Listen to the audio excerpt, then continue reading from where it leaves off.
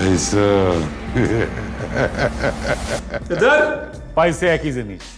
কোরবানির ঈদে প্রেক্ষাগৃহে মুক্তি পেয়েছিল ৬টি সিনেমা।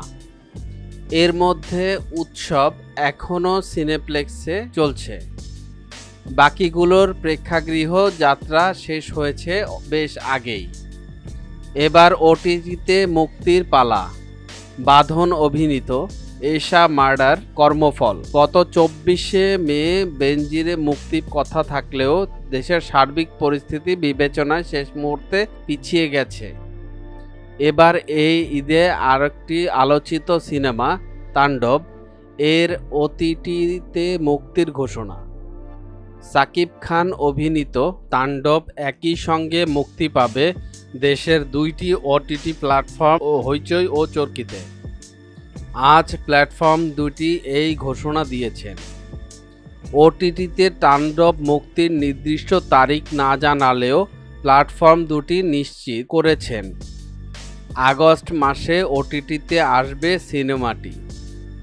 ওটিটিতে তাণ্ডব মুক্তি নিয়ে নির্মাতা রায়হান রাফি বলেন, তাণ্ডব নির্মাণ আমার জন্য একদম ভিন্ন অভিজ্ঞতা ছিল। আমরা চেষ্টা করেছি এই সিনেমায় নতুন গল্প, আইডিয়া, নির্মাণ ধরন সব কিছুতে নতুনত্ব রাখার। আমি পুরো প্রসেসটা অনেক আনন্দ নিয়ে করেছি। এই আনন্দ আরও দ্বিগুণ হয়েছিল যখন দেখেছি হলে দর্শক সিনেমাটি উপভোগ করেছে। এবার ওটিটির মাধ্যমে পুরো পৃথিবী দেখতে পারবে আমাদের সিনেমাটি।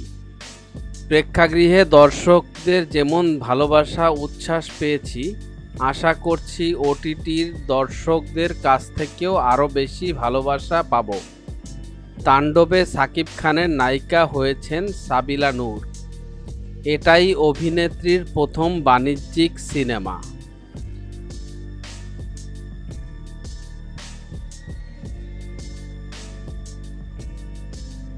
মিডিয়া জগতের এমন ইন্টারেস্টিং বিষয় জানার জন্য আমাদের এন্টারটেনমেন্ট আপডেটকে সাবস্ক্রাইব করুন এবং ভিডিওটি ভালো লাগলে শেয়ার করুন আপনার ফ্রেন্ডসের কাছে।